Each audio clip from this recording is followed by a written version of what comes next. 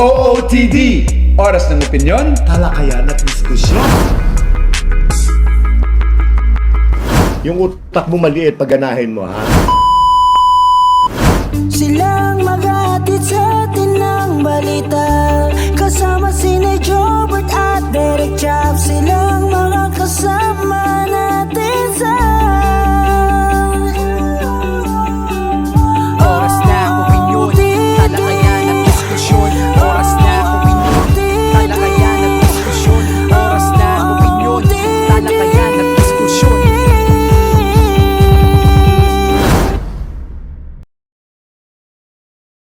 Yay! Road to 1.5 million! Subscribe sila dapat. Of course, ngayon ba lang? Saan tayo magsasubscribe? Dito sa pinakabagong tambayan dito sa YouTube channel ang OOTD, Oras ng Opinyon. Talakayan at diskusyon. With my nanay na nakapang, ang tawag sa kanya, pang Mayor Atienza. Yes, kasi may topic tayo eh. Kailangan mag-mayor check ako. Floral. Nanay Jobert Sakal dito. Of course, aking anak na nauuto ko paminsan-minsan pa ng floral ko. Sabi ko, mag-floral ka rin. Aking mahal na si Direct Chops Manansala. Na marami tayong pag-uusapan ngayon, mga OOT dyan. Diretso na tayo sa latest bihis ng showbiz. Ano ba ito? Puro alam mo, nalulungkot ako kasi left and right, puro demandahan, puro mga cyber libel cases, mga libel, ayoko naman ng murder. Pero syempre, di ba? Inumpisahan ni Bea Alonso. Bea Alonso. Bea, magaling na trendsetter. Tapos, Tapos ni Sharon Cuneta. Dalabatis. Dalabatis. Sara Labati, tsaka Tita Annabel Rama. Para bang, wait kasi parang hindi na yata healthy ang dating sa akin. Ako per se. Kasi feeling ko, dapat masaya tayo sa show business. Dapat nagmamahalan tayo. Baka may mga bagay-bagay na baka pwede natin ibalato sa isa't isa. Pero kung you think, if you think your rights are really violated, well, wala na kami choice but to agree. Kasi karapatan ng bawat isa na mag-file ng whatever case against another if they think their rights are violated. Na itong kasi si Miss Liza Dino, ang dating chairperson ng FDCP, ay last year pa to na eh. Binalita na natin actually. I-replay na lang natin. Panoorin nyo po. Ano yan? Ano itong nababalitaan ko kay Liza Dino, dating chairperson ng FDCP, parang nalalagay siya sa mga kontrobersiality. Maraming paninira na sinasabi among insiders ng FDCP tungkol sa pamumuno ng dating chairperson ng FDCP. Una na Liza Dino Isguera. Segera. So, ang una niyang, ay isa sa mga bagay na kina-question sa kanya, yung halimbawa, yung bakit na laging kinukuha si Aiza Segera. Sa mga events ng FDCP. Sabi nila na yung pagpunta nila sa isang festival na nag-business class silang dalawang mag-asawa, tapos yung mga empleyado nasa economy lang. Na meron siyang nilagay na budget worth 2 million pesos sa isang workshop ng mga sikat na artista bago siya umalis. Okay. Noong naka-budget na yon, si Chabak yung magbibigay ng training na papunta na. May kontrata na and all. Dahil nga na-cut yung kanyang reign, yung kanyang leadership, yung kanyang kontrata with the FDCP, hindi natuloy. Kinu-question nila yun, bakit kailangan 2 milyon or ganoong kalaki, tapos ang mga artistang mag-workshop ay mga sikat na artista like sila Jody Santa Maria, tapos kasama pa raw silang dalawang mag-asawa. So doon ang gagaling ang lahat. Oo, matagal na kasi yung issue na yan eh. Na weekly, noong last year, every week ay may nilalabas na parang mga ganitong paninira kay Miss Liza Dino. Oo. Pinag-ugatan ng pagkakapalit sa kanya. At noong panahon na yun ay talagang ako personally, kahit idol ko talaga si Mr. Tirso Cruz III, sabi ko parang ang pangit ng umpisa. Umpisa pa lang, inano na, parang they tried to ruin the name of the person na used to be the chairperson. Na pinalitan sa umpisa ng liderato. Ako, hindi lang ako privy kung anong sinabi ni kaibigang People, Tirso Cruz III, na siya pumalit kay Liza Dino. Ano ba mga nabitawan niyang salita? Nay, wala naman, pero kasi syempre bilang siya ang chairman ng mga panahon na yun at naglalabasan yung mga ganoong mga informations. Syempre, mag 1+1 ka lang uli. Tatanong mo, sa kanino nang gagaling ang lahat ng mga informations na inilalabas ng PEP? Diba? Ngayon ay galing sa bago pa nanunungkulan. yes. Sa dito, diba? On the contrary, ngayong nangyari ngayon ay nag-resign si Tirso Cruz, pagiging chairperson, at napalitan siya ni Direk Joey Javier Reyes. Oo. So, kumbaga, pangatlo na si Joey Javier Reyes. After Liza, si Tirso, tapos ito si Joey Reyes. Ang sinabi ng ating mga kaibigan na kasi kilala ko na kahit paano nakikilala ko na po si Tirso Cruz na kung gaano po siya kabait. Feeling niya, yung position niya, he did not ask for it. It was not anointed by God. Sa dami ng mga problema niya, parang gano'n. Gano'n yung, basically not maybe verbatim na pero ganoon ang sinasabi niya na parang, the fact na hindi naman siya anointed, at mukhang, ang focus niya ngayon ay ang health niya. At ang pagiging artista niya. Ang pagiging artista niya. At, di ba, namatay ang kanyang anak dahil sa kalusugan. Ngayon, he thought of, focusing with his family. That's why it was easy for him to just resign and give the position to Joey Javier. I read an article that Liza was saying, si kaibigang Liza, nasasabi nga niya that aware naman siya, hindi siya na-shock. Hindi siya na-shock when Tirso resigned. Because from the very start, she knew already daw na ang focus talaga ni Tirso is yung pagiging artista niya. Kasi nagtitaping niya, kasi syempre bread and butter niya yun . At magaling siya, hindi pwedeng mawala siya sa industriya natin. Kumbaga, at ang pagiging leader, pagiging head ng FDCP entails time. At saka attention talaga on every detail, focus. So, hindi niya may bigay yun 100%. So, hindi siya na-shock, sabi ni Liza, na siya ay nag-resign at kaya pinalitan ni Direk Joey Javier Reyes. Si Direk Joey Javier Reyes naman, for sure, ay sa ngayon, sa kasalukuyan, ay may time pa yan. Pero once he starts working, because he's a very good director, tsaka ano yan, he's a very good writer. At the same time, marami offers yan. Kapag napusuan niya na mag-concentrate ulit sa pagdidirect at saka sa pagsusulat, well, siguro, magsasuffer din ang kanyang performance as FDCP head. At naiintindihan ko ang plight nitong si Miss Liza Dino kung bakit. Alam mo yun, kasi yung pakiramdam mo na alam mong marami sa mga bagay. Maaring, sige, may totoo sa sinasabi ninyo. But for you to ruin my name, na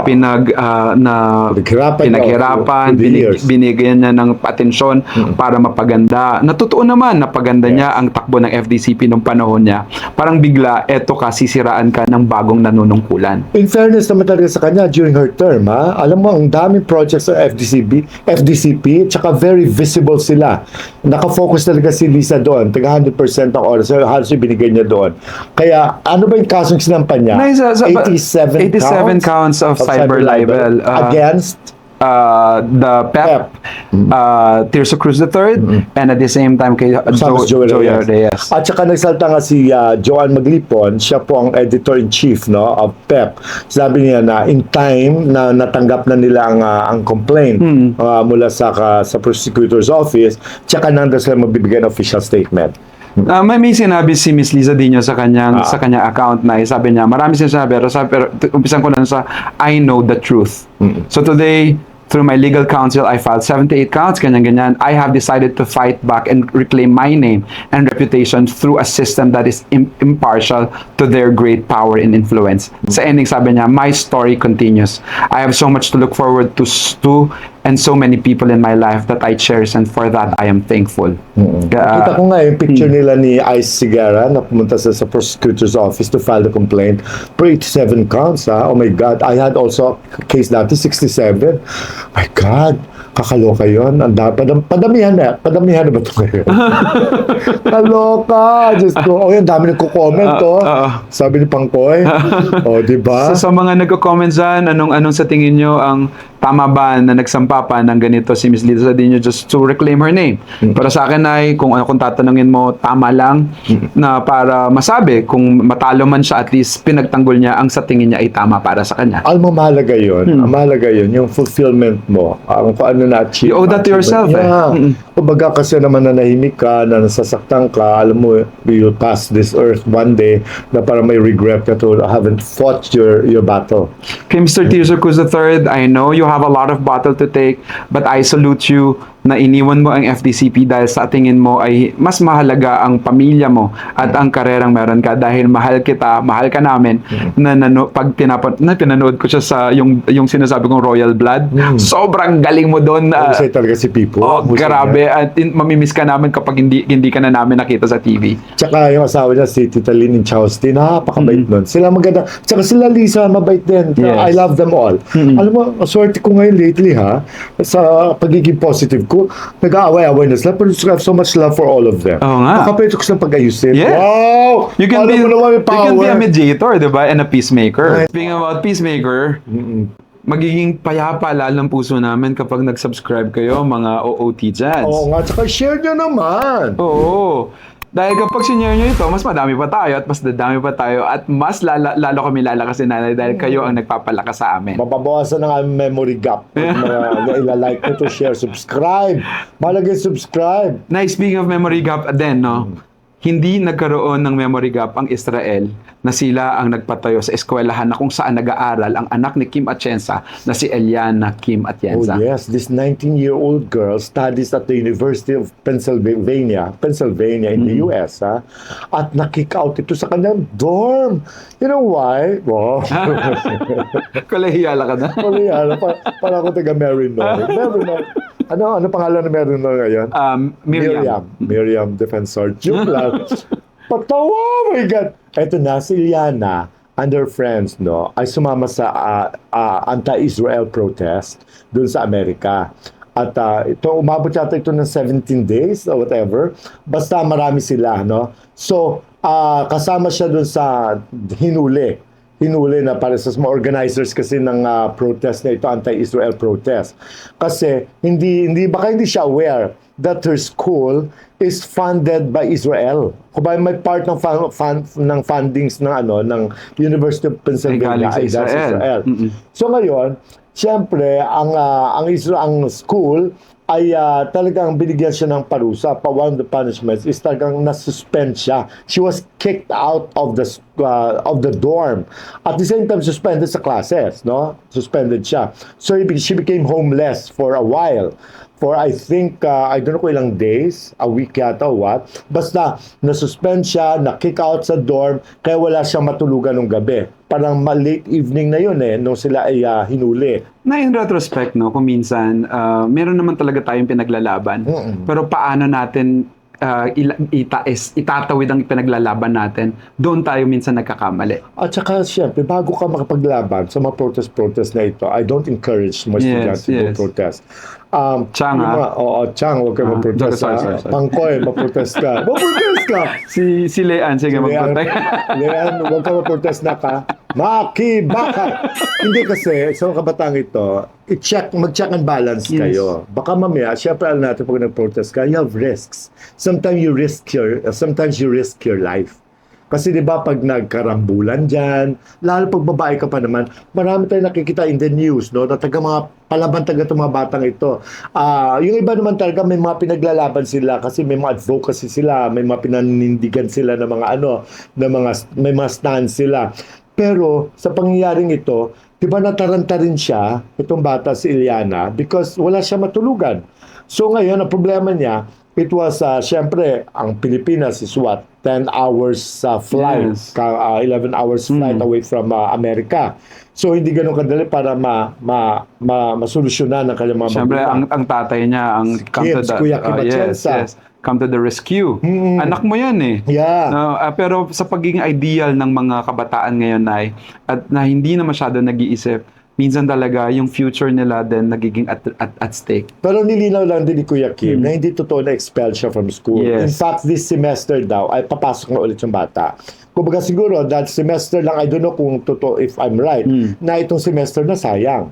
Nasayang because para bang, kasi ang suspension niya came almost bago matapos ang ang classes Ang school year. Ibang school year. Pero hindi siya expelled. Papasok pa rin siya ulit. Pero si Kuya Kim doesn't stop her from her advocacies. Kasi alam niya ever since talaga mahilig maprotesta itong batang ito. Talaga mahilig talaga ito sa ganitong mga But there are ways to activities. do your protests. Oo. Sa bata, we admire that, no? Yes. Sa katapangan mo. Pero sana alamin mo muna yung mga pinaglalaban mo. Kasi, Diyos ko, minsan makipaglaban tayo for our country, for another country. Mabuti na rin somebody ay nakikita, na-inform sila, naging aware sila na may issue, may problema. Pero kung makaka-risk lang din naman ito ng buhay mo, pag-isipan mo. Mahirap din. Yun.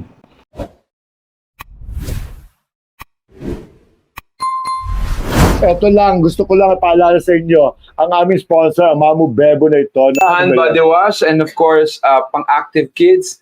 Grabe lang to, Mamu Bebo, sobrang sa skin ko talagang ito lang yata sa dami ng mga ginamit ko na ito talaga ang nakatulong sa akin at naging komportable ako. Sana makatulong dito sa skin ko because I have a bad skin. Tignan mo, top to toe. Opo. Yeah, top to Opo. toe. Tsaka itong top to toe body wash at tsaka hand body wash. So, mga Subukan taga-TikTok nyo ha, to. pwede kayong bumili sa TikTok ng Mamu Bebo. Yan, meron na At saka silang sa Lazada Shopee. and Shopee yan. Pero yung susunod nating item na hindi pinag-isipan ni Maharlika ang pagsasabi ng mga bagay tungkol kay Senator Jinggoy Estrada. Diyos ko, parang hindi ka nasanay kay Marlica. Kung ang presidente nga, tinawag niyang bangag. Kung si First Lady nga, tinawag niyang kung ano-ano mga names, ang papangit ng mga names, ang tapang-tapang ng Marlica. Kaya nga, nakakaawa, pati si Senator Jinggoy, di ba nila pastangan niya nito mga nakaraang mga araw. Ang ano ba to? Laman ng social media ang mga paninira kahit papaano sa pagkatao ni Senator Jinggoy. Oo. Na kung saan ay parang ako nalulungkot ako, parang sa lahat ba ng sinasabi mo, nakita mo ba? Nakita mo ba kung anong ginawa nila? Oo, yung sasabi niya, ano ba yung sabi niya later kay Jinggoy? Yung tungkol kay dinadalaw doon ng mga boylet doon sa kulungan. May sinabi pa siyang pangalan na Gerald. O sinong Gerald, yung Na- wala ng apelido. Parang- Ba't di mo pinapelidohan, Marlica? Para serious, para sure ka na. Nakakainis lang nun yung mga ganyan I don't know, medyo na-off talaga ako kapag siniraan mo isang tao na hindi ka naman sigurado at wala ka naman sa mga panahon na yon Para bang na sa nandun sinasabi siya, no? mo. Para akala mo, nakita na dalawang mata niya, narinig lang naman niya. Everything is hearsay. Pag narinig mo na wala kang ebidensya, akala ko sa Marlica, you're really shooting your bullets like anything. Parang loose cannon. Pero si Senator Jinggoy, wala lang, dead man lang siya, hindi niya pinansin. Hindi siya kakasuhan. Hindi niya pinansin, hindi nga bate na aylas, ano ba yan? Wala lang yan. Parang it is Mabuti lang, another paninira of Maharlika. Oo, Yan. pinalabas yung si Jinggoy ay gay. Sana mawala yun, Nanay. Diyos ko, Jinggoy, kung gay ka, ano ako? Diba? Naawa, Diyos ko naman. Wala maniniwala sa'yo, Marlica. I'm so sorry. No, but at the end of it all, kung may sasabihin kang ganyan, you have to have your proof before ruining a name of a person. But if I were Jinggoy, I'll sue her. Oh? I'll sue her, yeah. Tapos kahit sa Amerika siya, kasi pag marami na taga mga warrant of arrest dito, pwede yung Cyberbullying na yan, no? Extradite, yung sa Interpol natin. Kasi lalo pa kalaban pa niya, presidente, ngayon, senador din, Lahat na lang inawin ni Marlica. Naku, kasuhan niyo yan. Bitbitin niyan dito para pin sa mga kasa. Diyos ko, tsaka pakagat sa mga langgam. Yun! So, anong hinihintay nyo kay Nanay? Mag-ingay! Pwede na kayong mag-comment kayo. Anong masasabi nyo sa ginawa ni Maharlika sa paninira niya rin kay Senator Jinggoy Estrada? Anong masasabi nyo sa pakikibaka ni Miss Eliana Atienza sa kanyang paniniwala? At sa paglalagay ng cyberbullying case ni Miss Liza Dino against pagsampa sa mga tao. Yes. You can have your comment right now. Babasahin natin next time. Of course, babasahin natin. Kasi may yan. lakad ako later. Pero ano hinihintay nyo kay Nanay? Mag-ingay! Ingay na! Diyos ko. Totoo ba? Oo, eto na yun, ha? Diretso na tayo sa Blind Item! Ulitin ko, BI na! Oo nga, Panggoy. Ano daw? Uulitin daw niya. Sigurado Di ka pa ba? klaro. Sigurado ka, interesado ka, ha? Sige. Game Flora. Anyway, ganito ang blind item natin. Isang sikat na action star. Oh, alam na nila.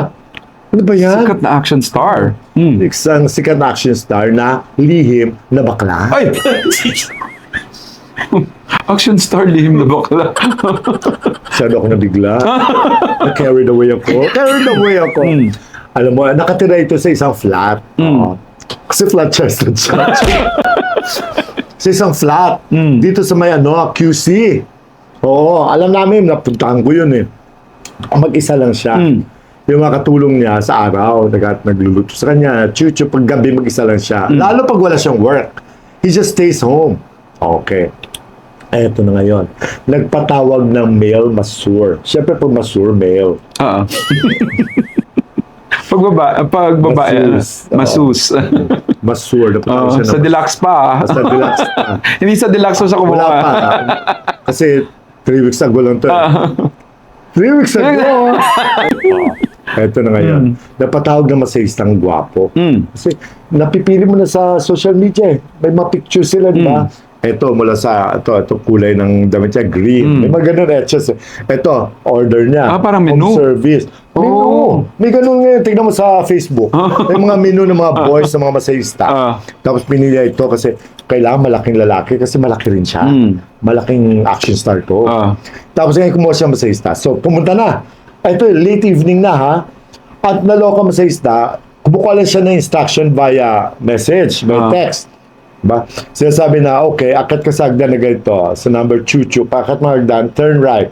Tapos yung first door na yan, lugar ko na yan, bukas na yan. Binuksan na, iniwan na ng bukas, na action start! Naka-ready na. Ready na. Papasok, ang dilim talaga. So, kumuha lang siya ng instruction via text. Okay. Pero, binawalan siya na buksan na kanyang flashlight sa cellphone. Basta ganun lang. So, ngayon, sa action star, nag-disguise as a model. Model? Hindi, nag-disguise lang siya. Ang ginawa niya, nag-turban. Turban, para hindi siya mahalata. Oo. Tapos yung boses niya. Boss niya, inipit niya. Paano pag-ipit? Hello! Hindi mo naman inipit. Hello! Asa ka na?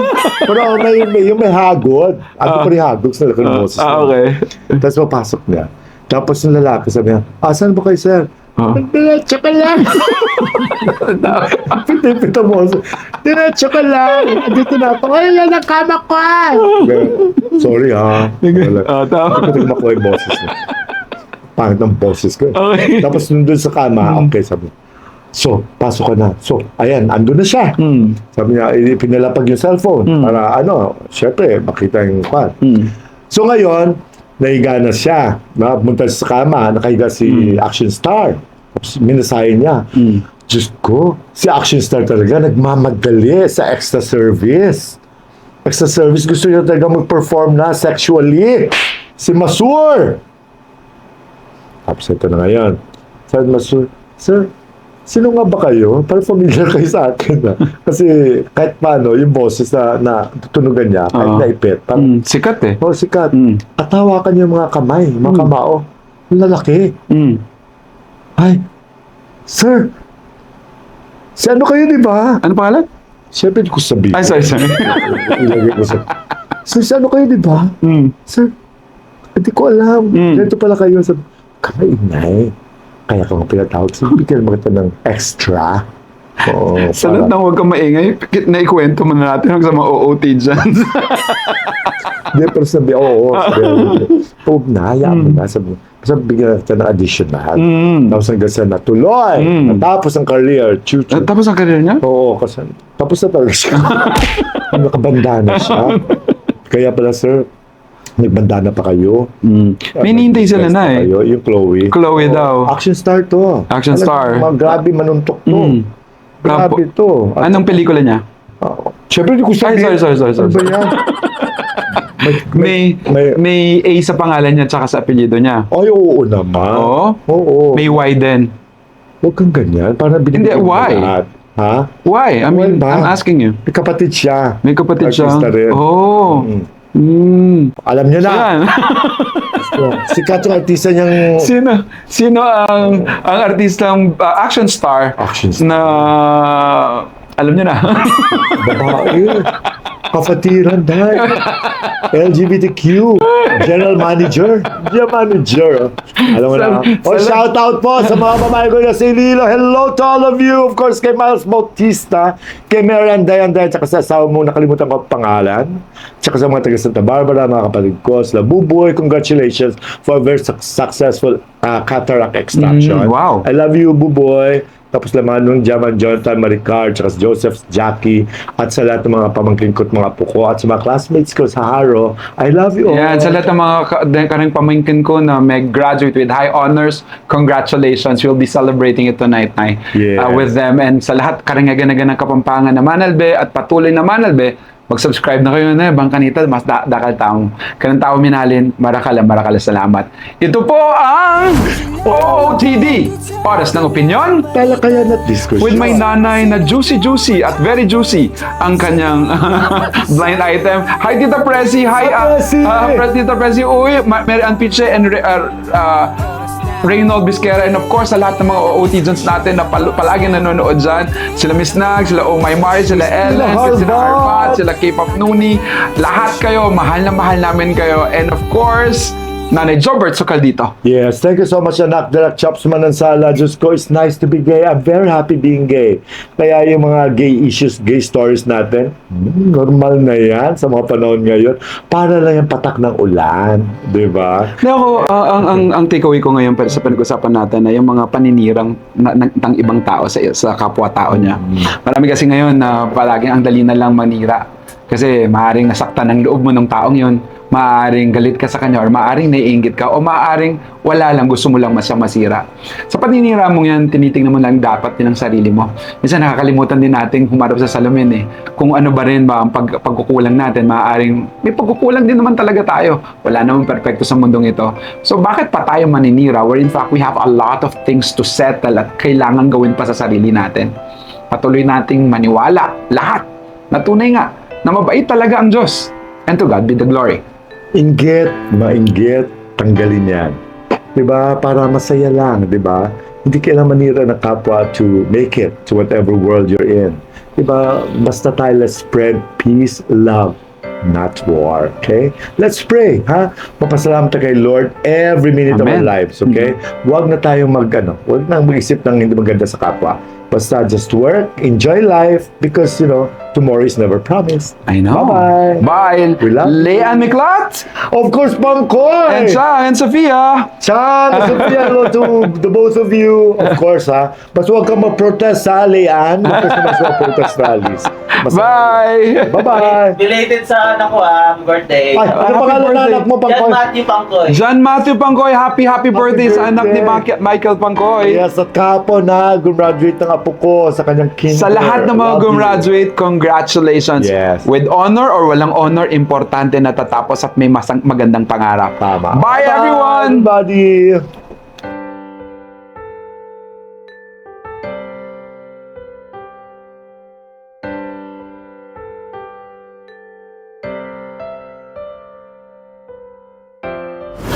Silang maghatid sa atin